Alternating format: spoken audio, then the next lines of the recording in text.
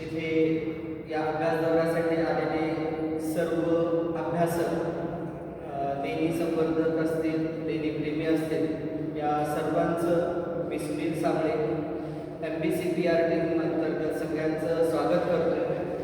आज आपण ज्या वास्तूमध्ये थांबलो आहोत, ज्या ठिकाणी आपण उभे आहोत, ज्या ठिकाणी बसलेलो आहोत, ती लेणी म्हणजे त्रिरश्मी लेणी। आता ही त्रिरश्मी लेणी जर बघितली तर ही इसवी सन पूर्व पहिल्या शतकापासून तर आजवर या अनादत या कालामधला आपण बघतो की तिचा ठेवा जो आहे कसा आहे। पहिल्या इसवी सन पूर्व पहिल्या शतकापासून हे काम चाललं, हे कोरीव काम चाललं।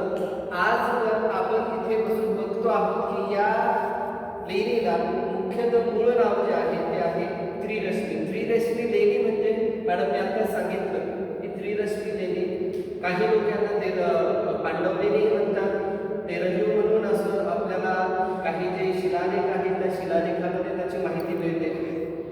तेकिरस म्हणून हे नाव आहे, शिलालेखांमधून आपल्याला माहिती मिळतं। जो इतिहास आहे त्या स्थापत्य इतिहासामधून आपल्याला त्याचं नाव कळतं। एक्झॅक्टली त्रिरश्मीचा अर्थ कसा की हा जर डोंगर तुम्ही पायथ्यापासून उभं राहून जर बघितला तर इथे तीन डोंगरांचा समूह दिसतो। तो समूह त्रिकोणी आकाराचा आहे आणि या त्रिकोणी आकाराच्या डोंगरावर जे सूर्याची किरण आहेत त्याचा प्रकाश नेहमी पडत असतो। म्हणून या लेणीला त्रिकोणी आकाराची, त्रि म्हणजे त्रिकोणी आकाराची, रश्मी म्हणजे सूर्याचे जे किरणाचा प्रकाश आहे तो प्रकाश पडतो, म्हणून या लेणीला त्रिरश्मी लेणी असं म्हटलं जातं।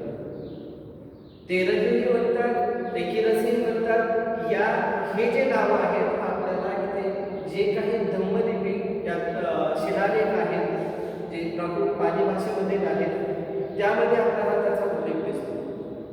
या व्यतिरिक्त खूप लोकांना प्रश्न पडतो की मग पांडव लेणी या लेणीला का म्हणतात? याच्या मागेही कारण आहे जे आपल्याला स्थापत्य इतिहास सांगतो।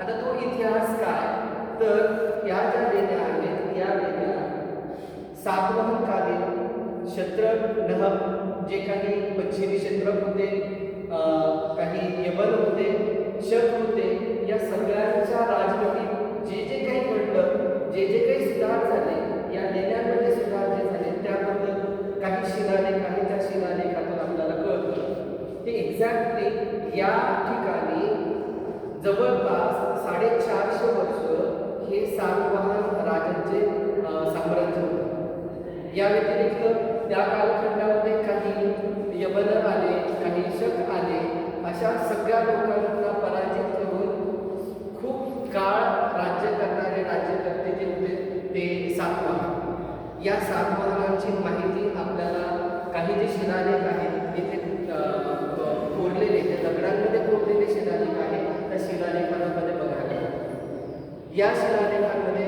अजून असं महत्त्वाची माहिती मिळते की जे ज्या स्त्री राज्यकर्त्या होत्या महाराष्ट्रातील पहिल्या ज्या स्त्री राज्यकर्त्या होत्या त्या राज्यकर्त्यांचं नाव सुद्धा आपल्याला या शिलालेखांना मिळतं। आता हे असे कोण तर त्या शिलालेखामध्ये त्या राज्यकर्त्याने त्याच्या मुलाचा जो पराक्रम आहे तो पराक्रम मोठा जो 40 फुटाचा शिलालेख आहे त्यातून सांगितलेला आहे। तो शिलालेख आपल्याला अभ्यासायचा आहे। यामध्ये त्या ज्या राजाची माहिती सांगितली, त्या पुत्राची माहिती सांगितली म्हणजे गौतमीपुत्र सातकर्णी। आता या गौतमीपुत्र सातकर्णीची जी आई आहे, जिने या सगळ्या शिलालेखामध्ये मांडणी केलेली आहे, सांगितलेलं आहे, त्यांचं नाव गौतमी बालुसकी। असा हा इतिहास, या सातकर्ण्यांचा इतिहास, या सातवाहनांचा इतिहास इथे काम करत असताना, इथे राज्य करत असताना अनेकशे जे श्रेष्ठी होते, व्यापारी होते, या व्यापाऱ्यांनी हे दान दिले। आणि हे जे दान आहे ते दान कुणासाठी दिलं तर भिक्षू जे भिक्खू आहेत त्या भिक्खूकरांसाठी काही विहार बांधल्या, म्हणजे ते बघू शकतो हे जे विहार आहे त्याच्या राहण्यासाठीच्या जागा आहेत, हे दान देण्यात गेलं आहे। त्या श्रेष्ठी जे व्यापारी होते त्या व्यापाऱ्यांनी, तिथले जे सामान्य लोक होते त्यांनी, इथले जे काय राजश्री होते या राजश्रयातून हे सर्व दान आहे। आणि या दानामध्ये इथे राहणारे जे भिक्खू आहेत या भिक्खूंना राहण्यासाठी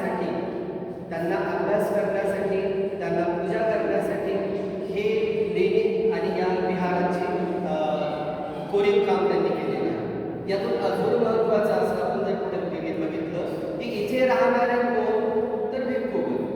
सर्वांना माहिती आहे भिक्खूंचा पोशाख कसा असतो? पिवळा. पिवळ्या रंगाचा पोशाख, चिबल म्हणतो आपण त्याला. पिवळ्या रंगाला आपण अजून एका स्पेसिफिक वर्डने उच्चारला जातो, तो म्हणजे पंडुरंग. पंडुरंग हा जो पंडुरंग आहे, या पंडुरंगाची वस्त्र घालणारे हे जे भिक्षुक होते हे या लेणीवर राहायचे. म्हणून आसपास परिसरातले जे लोक असायचे त्यांना पंडू वस्त्रधारी लोकांची लेणी म्हणजे पंडू लेणी असं म्हटलं जायचं. आता ही कालांतराने हा अपभ्रंश झाला आणि त्याला पांडव लेणी असं म्हटलं गेलं. परंतु महाभारतातील पांडवांचा या लेणीशी मात्र कुठलाही संबंध येत नाही. स्थापत्यकला, भारतीय इतिहास आणि स्थापत्यकलेमध्ये लिखाण जे सांगितलं आहे त्या लिखाणात या पद्धतीचा जो इतिहास आहे आपल्या समोर येत असतो. या व्यतिरिक्त आपण जर बघितलं की या सर्व लेण्या एकूण 24 लेण्या आहेत आणि 24 लेण्या इसवी सन पूर्व पहिल्या शतकापासून तर 7व्या शतकापर्यंत ह्या कोरल्या गेलेल्या आहेत. याचा इतिहास आपल्याला इथे आल्यावर इथे आपल्याला कळतं की एक्झॅक्टली इथे काय आहे. आपण जेव्हा विहारामध्ये येतो, लेण्यांमध्ये येतो, तिथे जे शिलालेख आहेत त्या शिलालेखातून आपल्याला कळतं आपला इतिहास काय. आता हा जो इतिहास आहे या इतिहासाला आपल्याला जाणून घ्यायचा आहे आणि इतिहासाची माहिती आपण घेणार आहोत. या 24 लेण्यांमध्ये प्रत्येक ठिकाणी काही ना काही इतिहास घडलेला आहे, त्याची माहिती आपल्याला करून घ्यायची आहे. या माहितीमध्ये अजून पुढे बघितलं आपण एक्झॅक्टली इथून पुढे जाताना जेव्हा महाराष्ट्रामध्ये या लेण्यांचा सविस्तर माहिती झाली म्हणजे हा इतिहास या इतिहासाचा अभ्यास करणारे विविध प्रकारचे संशोधक झाले. आता या संशोधकांमध्ये बघितलं तर ब्रिटिश काळामध्ये 1847-48 मध्ये जे स्टीव्हन्सन, त्यानंतर आलेले स्टीव्हन्सन असतील, बर्जेस असतील, त्यानंतर 68 मध्ये वुड्स असतील, एडवर्ड्स असतील, त्यानंतर ढवळीकर असतील नंतरच्या काळामध्ये, त्यानंतर इंद्रजीत भगवान इंद्रा, त्यानंतर जाधव, असे अनेकशे अभ्यासक होते आणि या अभ्यासकांनी हा अभ्यास सविस्तर अभ्यास इथे त्यांनी अभ्यास केला आणि त्याची माहिती दिली. कुठे कुठले काय शिल्प आहेत या शिल्पांची माहिती दिली.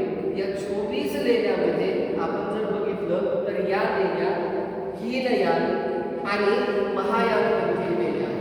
तर हीनयान लेण्या आणि महायान या दोघांमधला फरक आपल्याला जाणून घ्यायचा असेल तो आपण यांच्यातील फरक जाणून घेण्यासाठी आपण आपल्या जे काही MBCPR टीमचे मेंबर्स आहेत यांच्या अंतर्गत तो इतिहास जाणून घेणार आहोत. एक्झॅक्टली ज्या वेळेस बुद्धांचं जे ह्युमन फेस होतं त्या फेस त्याच्या अगोदरचा काळ म्हणजे कुठला काळ याची माहिती आपण या लेण्या अभ्यासक्रमामध्ये घेणार आहोत. परंतु तत्वतः असं की या काळामध्ये आपल्याला माहिती आहे की या सगळ्या ज्या लेण्या आहेत या हीनयानपंथी आणि महायानपंथी, हीनयान लेणी, महायान लेणी अशा पद्धतीने या लेण्या आहेत.